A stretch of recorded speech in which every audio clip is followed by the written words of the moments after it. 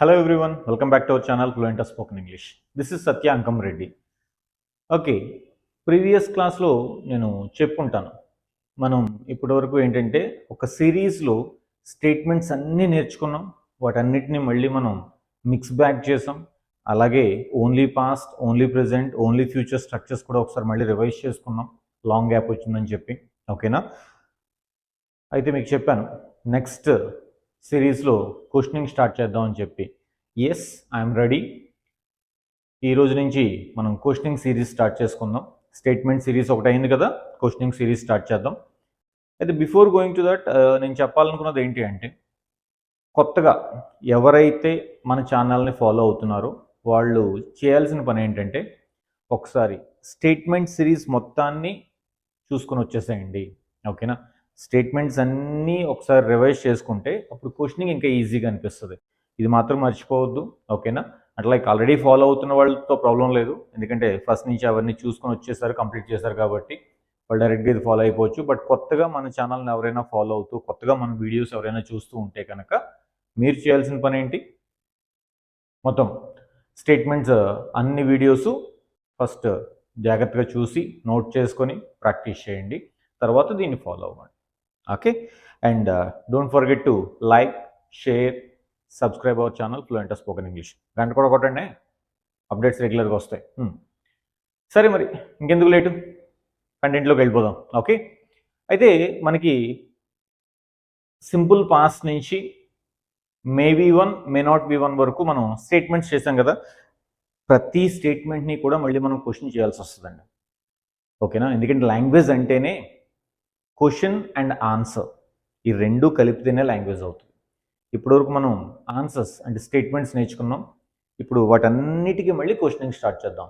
మీకు తెలుసుగా, first tense simple past, దాంతోనే స్టార్ట్ చేద్దాం. ఓకే, సో క్వశ్చనింగ్లో మనకి ఫస్ట్ స్ట్రక్చర్ ఏంటి, సింపుల్ పాస్ట్.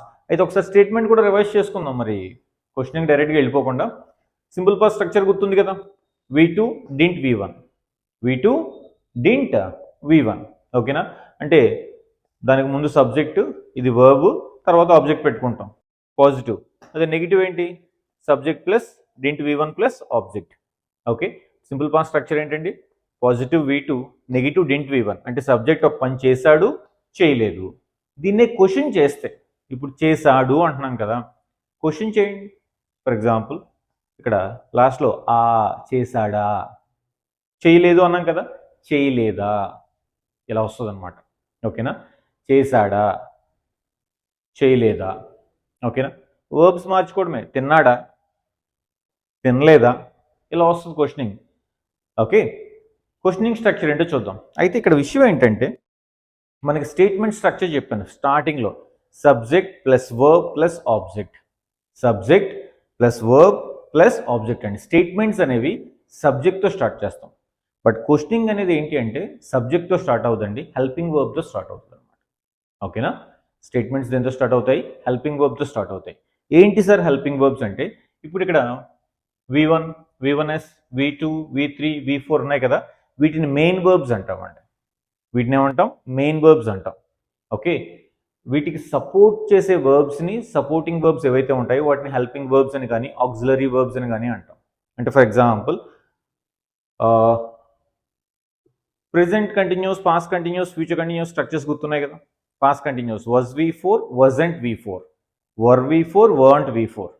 అక్కడ V4 అనేది మెయిన్ వర్బ్, మరి పక్కన was, were ఉన్నాయి కదా, వాటిని హెల్పింగ్ వర్బ్స్ అంటాం. am, is, are ప్రెజెంట్లో వీటిని హెల్పింగ్ వర్బ్స్ అంటాం. will ఉంది కదా, దాన్ని హెల్పింగ్ వర్బ్ అంటాం.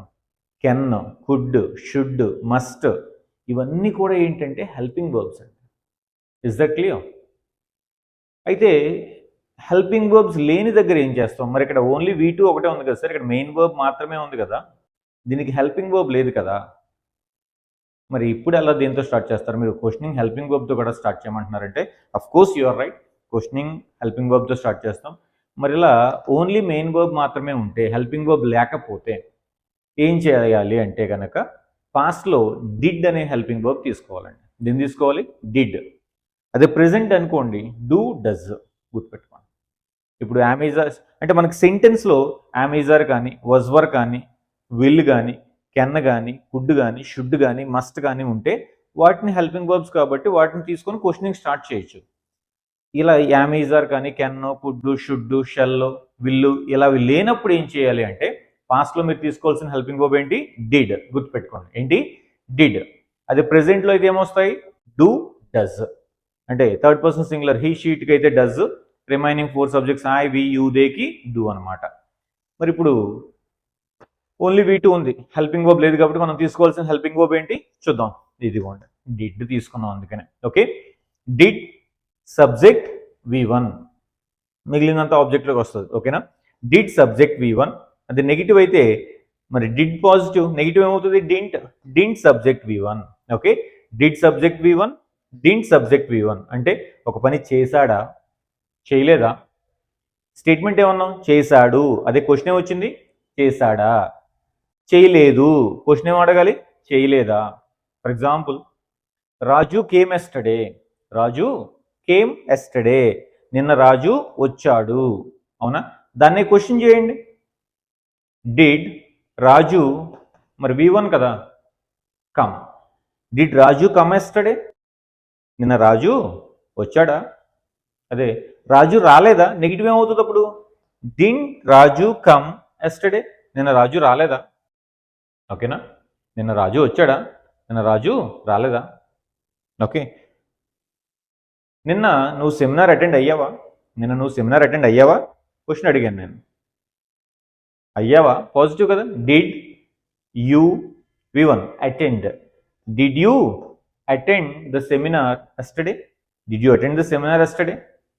ఓకేనా, మన ఫ్రెండ్స్ సెమినార్ అటెండ్ అవ్వలేదా. మన ఫ్రెండ్స్ అంటే ఇంగ్లీష్లో ఏమంటాం? Our friends, negative. Didn't our friends ఏంటండి? Didn't our friends attend the seminar yesterday. అయితే ఇక్కడ క్వశ్చన్ లాగే అడగాలి. ఏంటి మన ఫ్రెండ్స్ సెమినార్ అటెండ్ అవ్వలేదా అంటాం కదా. Didn't our friends attend the seminar yesterday. Statement వేరు, క్వశ్చన్ వేరు. అంటే లాంగ్వేజ్ మనం తెలుగులో ఎలా మాట్లాడతామో ఇంగ్లీష్లో కూడా అలాగే మాట్లాడాలి. ఓకేనా, ఫర్ ఎగ్జాంపుల్, మన ఫ్రెండ్స్ సెమినార్ అటెండ్ అవ్వలేదు. Our friends didn't attend the seminar yesterday. ఇది statement. Our friends didn't attend the seminar yesterday. అదే క్వశ్చన్ చేస్తే తెలుగులో కూడా అబ్జర్వ్ చేయండి. ఏంటి మన ఫ్రెండ్స్ సెమినార్ అటెండ్ అవ్వలేదా, మన ఫ్రెండ్స్ సెమినార్ అటెండ్ అవ్వలేదా. Didn't our friends attend the seminar, didn't our friends attend the seminar. So question లాగే అడగాలి ఇంగ్లీష్లో కూడా, స్టేట్మెంట్ లాగే చెప్పాలి. తెలుగులో మనం ఎలా మాట్లాడుతున్నామో అదే మనం ఇంగ్లీష్లో కూడా క్యారీ చేయాలండి. ఆ ఎక్స్ప్రెషన్స్ ఇంపార్టెంట్. ఓకేనా, so language should be expressive, don't forget it. ఓకేనా, అర్థమైంది కదా. లేదా వేరే వర్బ్ తీసుకుందాం. ఫర్ ఎగ్జాంపుల్, ప్లే తీసుకుందాం. నిన్న మ్యాచ్లో కోహ్లీ ఆడాడా, నిన్న మ్యాచ్లో కోహ్లీ ఆడాడా. Did Kohli play in the match yesterday, did Kohli play in the match yesterday. నిన్న మ్యాచ్లో కోహ్లీ ఆడాడా. ఓకేనా, నిన్న మ్యాచ్లో రోహిత్ శర్మ ఆడలేదా, నిన్న మ్యాచ్లో రోహిత్ శర్మ ఆడలేదా. Didn't Rohit Sharma play in the match yesterday, didn't Rohit Sharma play in the match yesterday. నిన్న మ్యాచ్లో రోహిత్ శర్మ ఆడలేదా. ఓకేనా, లత నిన్న పాడిందా. Did Lata sing yesterday, did Lata sing yesterday. నువ్వు పాడలేదా. Didn't you sing yesterday, didn't you sing yesterday. I hope you could understand. ఓకేనా, ఒక పని చేశాడు, చేయలేదు, లేదా చేసింది, చేయలేదు, లేదా మనం చేశాము, చేయలేదు, వాళ్ళు చేశారు, చేయలేదు. ఇది స్టేట్మెంట్. అది ఇక్కడ ఎలా వస్తుంది. ఓకేనా, అతను చేశాడా, అతను చేయలేదా, లేదా ఆమె చేసిందా, ఆమె చేయలేదా, మీరు చేశారా, మీరు చేయలేదా, భోజనం చేశారా బాబు అడుగుతారు కదా. So did you have lunch, did you have lunch, didn't you have lunch, lunch చేయలేదా. డింట్ యూ హ్యావ్ లంచ్, అదే ఈట్కి బదులు నేను హ్యావ్ అనే వర్బ్ పెట్టుకున్నాను. సో తినటానికి మనం హ్యావ్ కూడా యూజ్ చేస్తాం అనమాట. ఓకేనా, రైట్. ఏదైనా లైక్ ఐటమ్ ఏం తిన్నామో చెప్తే కనుక అప్పుడు ఈట్ పెట్టుకోవచ్చు. లంచ్, డిన్నర్, బ్రేక్ఫాస్ట్ వీటికి హ్యావ్ అనే వర్బ్ని యూజ్ చేసుకోవచ్చు అనమాట. Okay, right. ఇలా అర్థమైంది కదా. Simple past questioning very easy. Did subject V1, didn't subject V1. ఏదైనా చెప్పాను కదా, structures are the most important things here. Structures బాగా ప్రాక్టీస్ చేయండి. సింపుల్ పాస్ట్ స్టేట్మెంట్ స్ట్రక్చర్ ఏంటి అనగానే V2 positive, didn't V1 negative. ఒక పని చేశాను, చేయలేదు, లేదా చేశాడు, చేయలేదు.